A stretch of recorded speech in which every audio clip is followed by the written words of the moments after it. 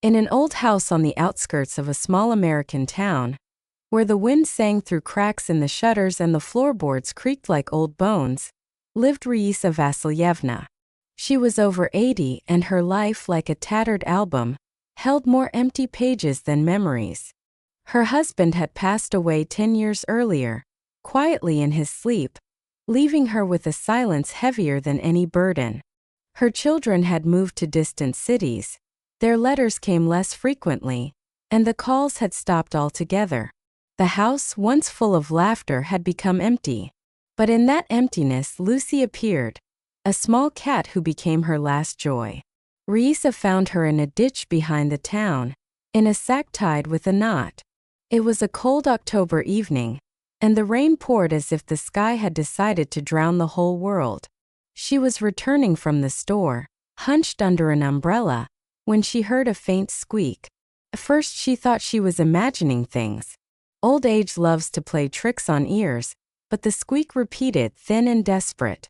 Raisa stopped, her gnarled arthritic fingers trembling as she untied the wet sack. Inside was a kitten, a dirty, wet ball of fur with eyes that were barely open. The kitten looked at her without blinking, and Raisa felt her heart, which had long forgotten how to beat, stir. She named her Lucy, not because it was a special name but because it was the name of her mother, a woman who knew how to love without words. Lucy became her daughter, her shadow and her breath. The cat slept on her chest, curled up in a ball, and her purr was the only sound that drowned out the silence.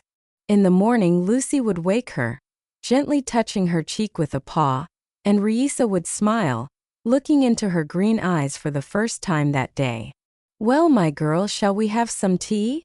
she would ask, and Lucy would reply with a short meow, as if in agreement. Raisa talked to her out loud, as if to a person. She talked about her husband, her children, and how she used to sing in a choir before her voice gave out. Lucy listened, sitting on the windowsill, her tail twitching slightly as if she understood every word. The house came alive with Lucy's arrival. Raisa, who had previously forgotten to eat, now cooked for two. Porridge for herself and milk or a piece of fish for Lucy. She sewed her a pillow from an old dress so the cat could sleep comfortably. She even began to sing again, softly in a cracked voice, the lullabies she had sung to her children. Lucy would sit beside her, eyes closed, her purr blending with the melody like a second part. Raisa would look at her and whisper, "You're the last one I've been waiting for." She didn't know why she said it, but she felt it was true. Lucy was her last love, her last home. Neighbors rarely visited. They respected Raisa, but her loneliness was like a wall no one dared to cross. Only Lucy was always with her. When Raisa sat by the window looking at the snow-covered fields, the cat would jump onto her lap, and its warmth was like a blanket that warmed not only her body but also her soul.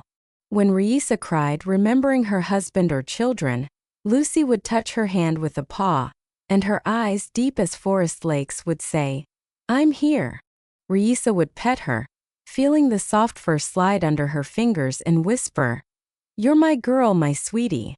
And the cat would respond by pressing closer, as if promising never to leave. The years passed and Raisa grew weaker. Her steps became slower, her hands trembled more. But Lucy remained the same small cat, her fur still smelling of grass despite the years spent indoors. She still slept on Raisa's chest, still woke her in the mornings, and still meowed, demanding her tea. Raisa looked at her and thought that perhaps she had lived for this, for those green eyes, for that purr, for this love that required nothing but a heart. She didn't know how much time she had left, but she knew that Lucy would be with her until the end. She couldn't imagine anything else. One evening, a week before her 84th birthday, Raisa sat by the stove while Lucy lay at her feet. The fire crackled, casting shadows on the walls, and Raisa told the cat how she used to dance at weddings when she was young. "I was light, Lucy. Like a feather," she said, her voice trembling with memories. Lucy looked at her, her eyes glistening in the firelight. Raisa stroked her, feeling the cat's warmth through her fur.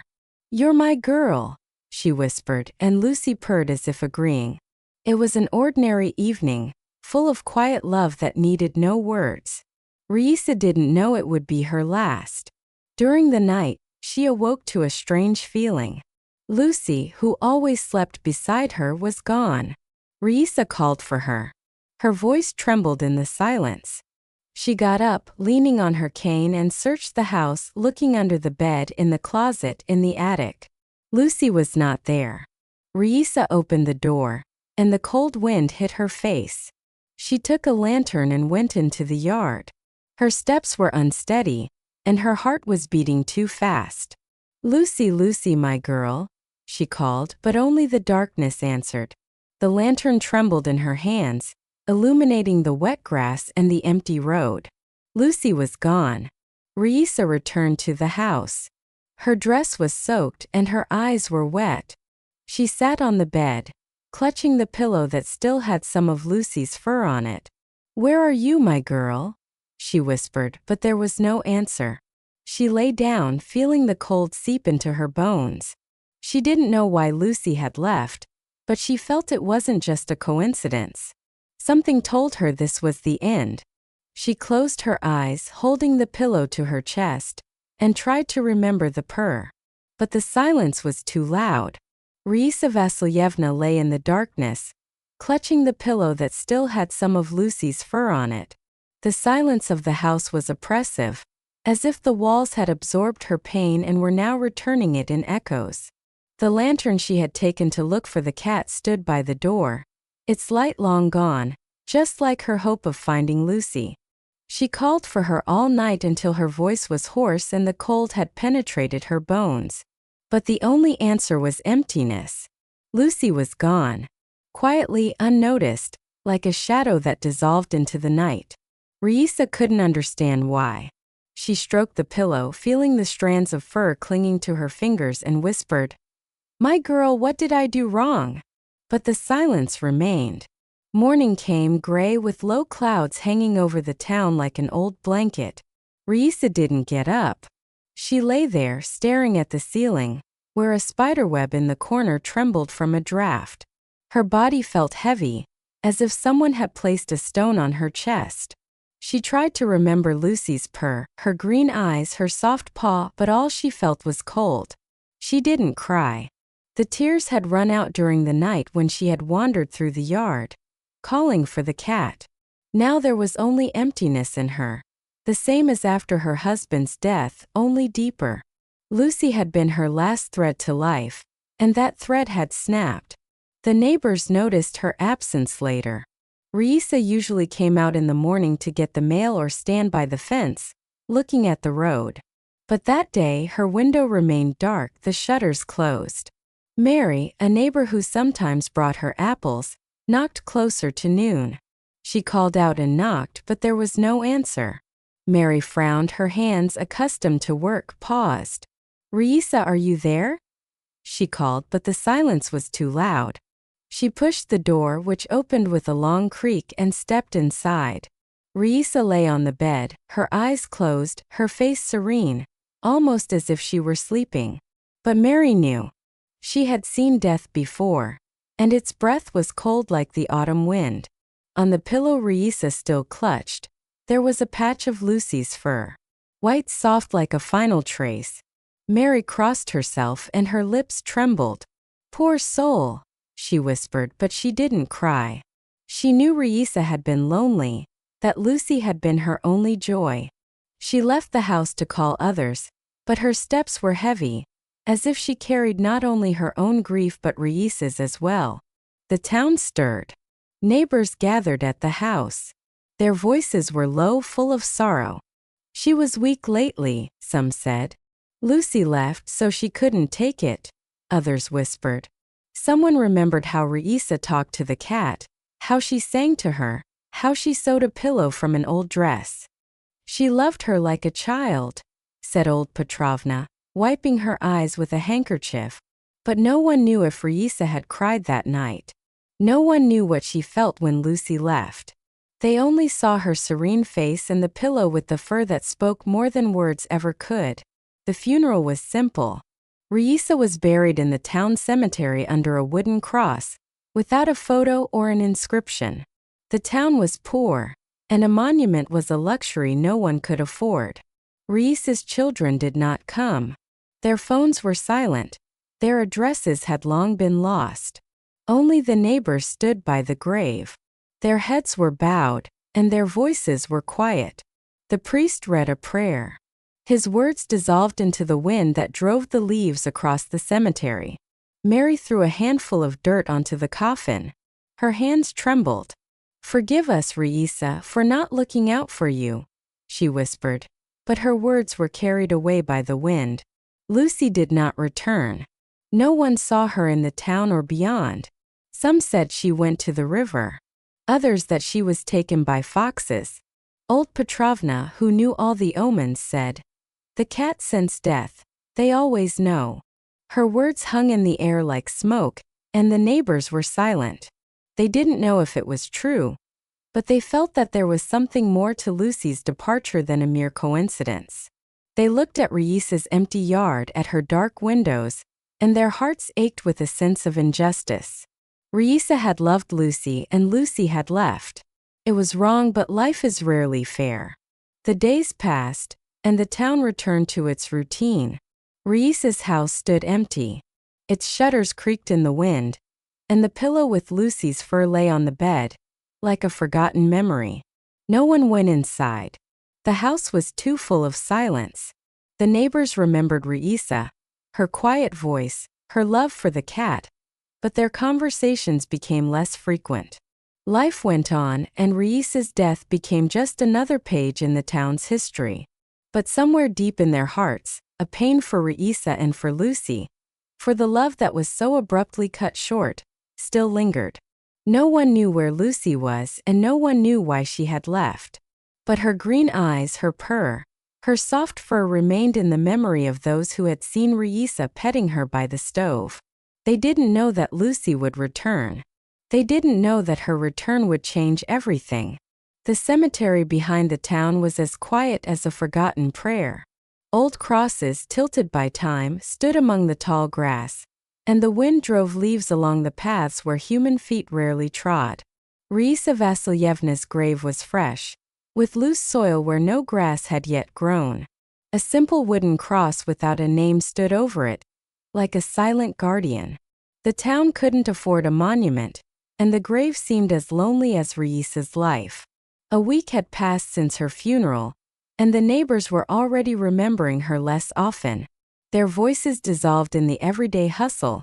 But that morning, everything changed. The cemetery caretaker, an old man named Fred, came at dawn to remove the dry wreaths and tidy up the fallen earth. His steps were slow, his back bent with age, but his eyes, accustomed to the silence, noticed something unusual. Lucy the cat was sitting at Raisa's grave. She was as still as a statue. Her white fur, covered in cobwebs and grass, seemed ghostly in the morning mist. Her green eyes were fixed on the ground, on the very spot where Raisa lay. Her tail twitched slightly, but she made no sound. Fred froze. The hand holding the broom trembled. He knew Lucy. Everyone in the town knew her, the cat who was Raisa's shadow. But to see her here in the cemetery after a week of absence was like seeing a miracle. "Lucy," he called softly, but the cat didn't move. She sat, pressed to the ground as if guarding it. Fred came closer. His boots crunched on the gravel. He saw that Lucy was emaciated. Her fur was matted, and her paws were caked with dirt. She looked as though she had traveled a long way, through forests, through thickets, through nights full of cold, but her eyes were clear, filled with the same depth as before when she looked at Raisa. Fred crossed himself. His lips whispered something he didn't understand himself. He wasn't superstitious, but in that moment, he felt that Lucy had not come just by chance. She knew where Raisa was. She had found her. Fred returned to the town. His steps were faster than usual. He told Mary, Raisa's neighbor who had been the first to find her body, about Lucy. Mary gasped, and her hands holding a basket of eggs trembled. "How? "Where has she been?" she whispered, but there was no answer. They went to the cemetery together. Their breath formed clouds in the cold air. Lucy was still there, in the same pose at the same grave. She didn't look at them or move. Only her tail twitched slightly, as if she were talking to the earth. Mary knelt down and her eyes filled with tears. "My girl, you came back," she said, but Lucy didn't respond. She was where she was meant to be. News of Lucy spread through the town like wildfire. Neighbors came to the cemetery, their voices quiet, full of reverence. "She knew," old Petrovna whispered, clutching her handkerchief. "Cats always know." Some said Lucy had left so as not to see Raisa's death but had returned to say goodbye. Some believed she had been searching for her, wandering through the woods until she found the grave. But no one knew the truth. They only saw the cat sitting at the fresh grave, and their hearts ached with both pain and wonder. Lucy didn't approach people. She didn't eat or drink. She just sat. Her eyes were fixed on the grave as if she could see Raisa through the earth. Fred, whose heart, hardened by labor, rarely knew pity, began bringing her food. He placed pieces of bread and milk next to the grave, but Lucy didn't touch them. She sat day after day. Her fur grew dirtier, and her body thinner. Fred looked at her and felt something changing within him. He remembered Raisa, her quiet voice, her love for Lucy. He remembered how she sang to the cat, how her eyes lit up when Lucy purred. And he realized that Lucy wasn't just a cat. She was a part of Raisa. Her heart, which continued to beat even after death. The town couldn't remain indifferent. People who rarely spoke of Raisa when she was alive now remembered her with warmth. They talked about her loneliness, her love for Lucy, and how she deserved more. "Poor soul," Mary whispered, wiping away tears. "No one needed her but that cat." Their words were full of guilt, but also something more. A desire to fix something. They looked at Lucy, at her motionless figure by the grave, and felt that she was waiting. Not for food or warmth but for something they couldn't understand. One evening, as the sunset colored the sky crimson, Fred brought a girl to the cemetery. Her name was Katie. She was 15 and wrote notes for the local newspaper. She was quiet, with large eyes that saw more than her words said. Fred told her about Lucy, about Raisa, about the nameless grave. Katie listened, her fingers clutching her notepad. "I want to see her," she said.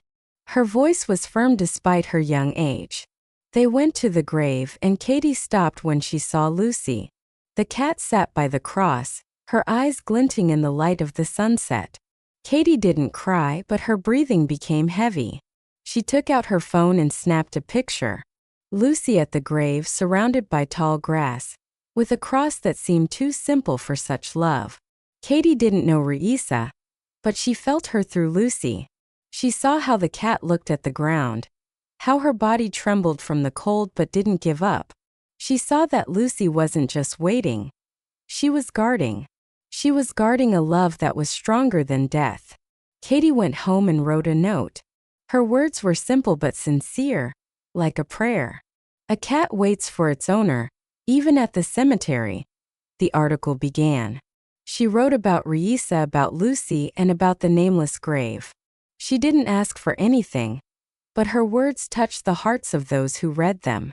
Lucy remained at the grave. She didn't leave despite the cold, despite the hunger. She sat, her eyes fixed on the ground, and her presence was like a light in the darkness. The town looked at her, and their hearts slowly began to thaw. They didn't know what would happen next, but they knew that Lucy was more than a cat. She was a memory that wouldn't let them forget. Lucy sat at Raisa's grave, her white fur, covered in cobwebs and dirt, seemed almost transparent in the morning light. The cemetery was quiet. Only the wind whispered in the tall grass, and the wooden cross over the fresh soil creaked. She didn't move. Her green eyes were fixed on the place where her owner lay. The days went by and Lucy remained, motionless, thin like a shadow but unyielding. She didn't eat the bread that Fred brought or drink the milk he placed nearby. She waited. Her waiting was stronger than hunger, stronger than cold, stronger than time. The town looked at her, and their hearts, accustomed to hustle, began to ache from her silent loyalty. Fred, the cemetery caretaker, came every morning. His steps were heavy, but his eyes, usually tired, now shone when he looked at Lucy. He saw something more than a cat in her. She was like a prayer that no one dared to say out loud. He placed food by the grave, even though he knew Lucy wouldn't touch it. "You're a stubborn girl," he would say, and his voice trembled as if he were talking to Raisa herself. He remembered her lonely, hunched with Lucy on her lap. He remembered how she sang to the cat, how her eyes lit up when Lucy purred, and he felt guilt for not having visited her, for not having asked, for not having helped.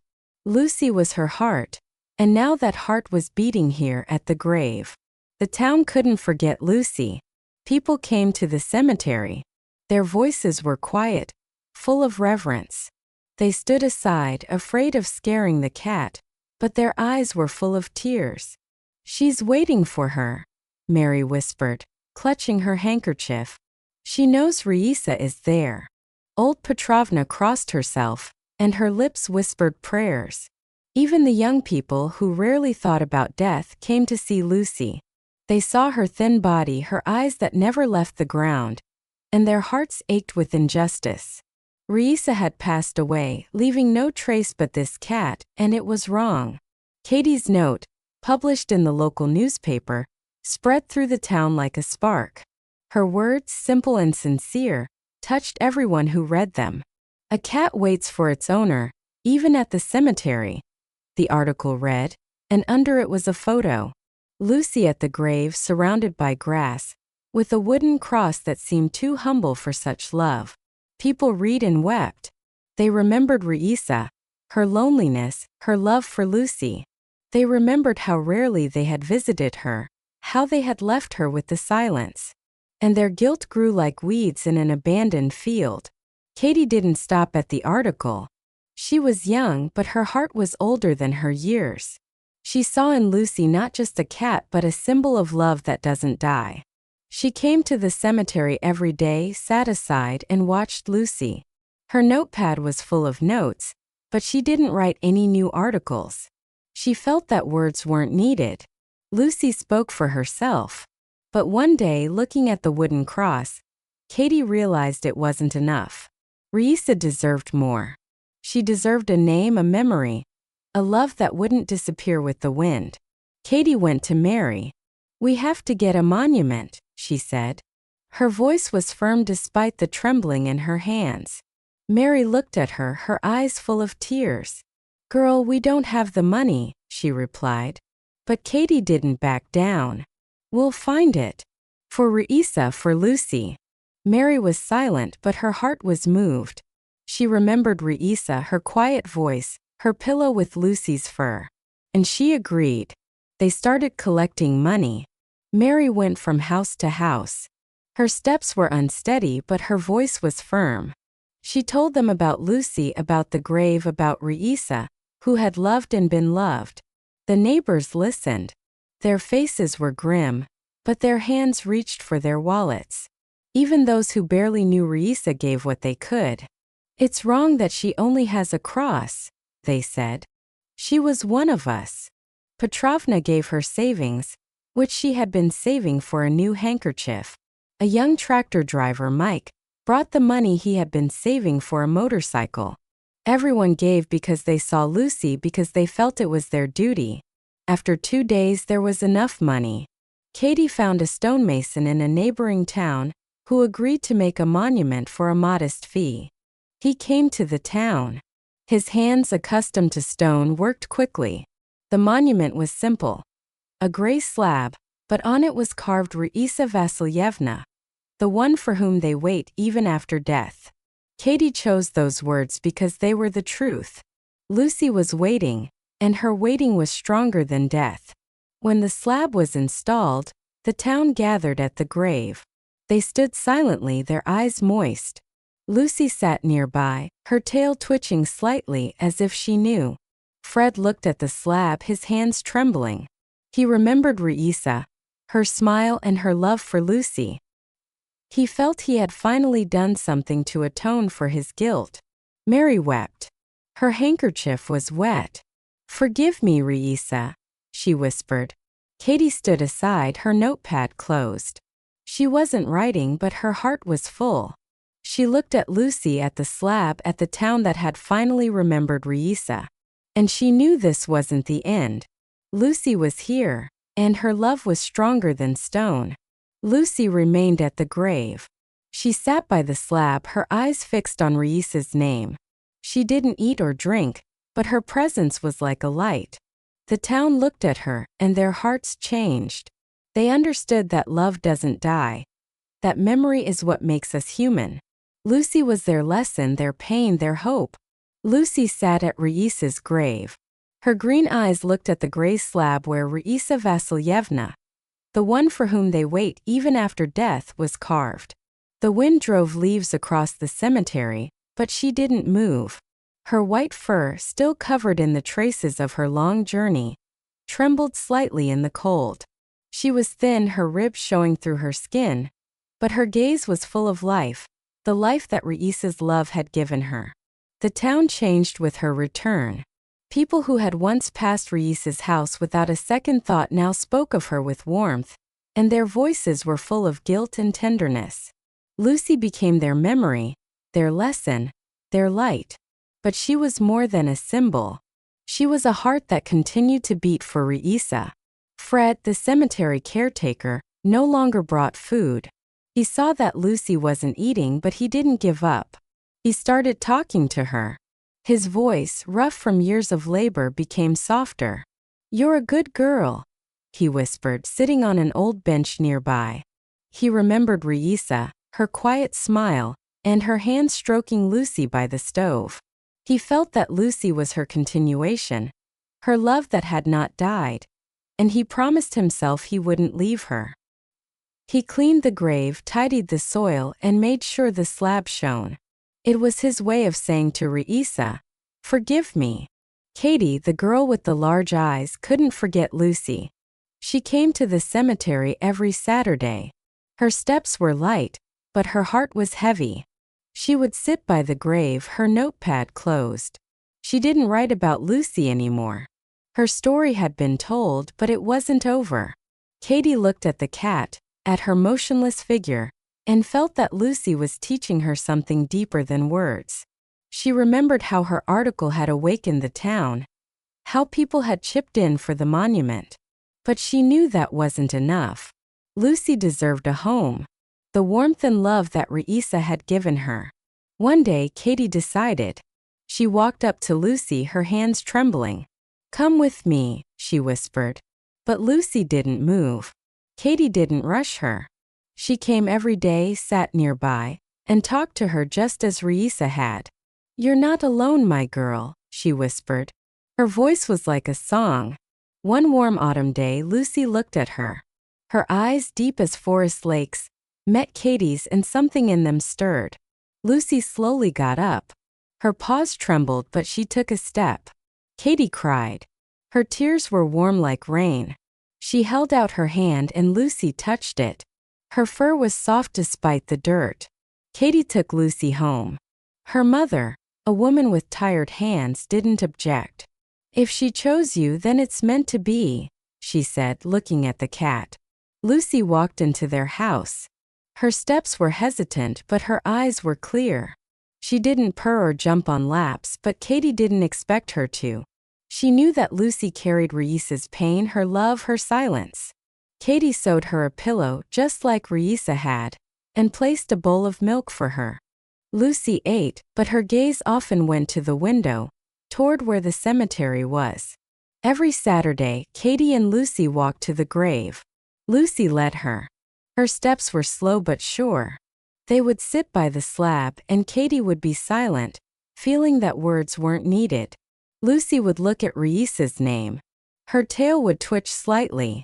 Sometimes she would lie on the ground, pressing herself against the slab as if she wanted to hear Raisa's heartbeat. Katie looked at her, and her heart ached. She remembered how Lucy had sat at the grave, how she had waited, how she had not given up. And she understood that Lucy was more than just a cat. She was a memory that lives forever. One cold November day, Katie and Lucy sat at the grave. The sky was gray, but the light from the slab seemed warm. Katie looked at Lucy and whispered, "Can you hear her?" Lucy turned her head. Her eyes glistened. She slowly walked to the slab and pressed her forehead against it. Her movement was so gentle, so full of love that Katie cried. She didn't know if Lucy could hear Raisa. Maybe she felt her warmth, her purr, her voice singing lullabies. Or maybe she just remembered. But Katie knew that memory is love. The town didn't forget Raisa. People came to the grave, brought flowers, and lit candles. They talked about Lucy, about her loyalty, about Raisa, who had loved so deeply that her love had outlived death. The monument stood strong. Its inscription shone even in the rain. "The one for whom they wait even after death," they read. And their eyes were wet. Lucy became their legend, but for Katie she was something more. She was her teacher, her pain, her hope. Lucy lived in Katie's house. She rarely meowed, but her presence was like a song. She slept on the pillow that Katie had sewn, and her breathing was calm. But every Saturday, she led Katie to the grave, and they would sit there in silence like two shadows. Katie would pet her, feeling Lucy's fur grow softer with each passing day. She knew that Lucy would never forget Raisa, and she promised herself that she wouldn't either. Lucy left a trace not only on the grave but in their hearts. She was a cat, but her love was greater than life. She was Raisa's memory, her warmth, her light. And as long as she lived, Raisa was with her, in her eyes, in her steps, in her touch of the slab. Love doesn't die, and Lucy was the proof.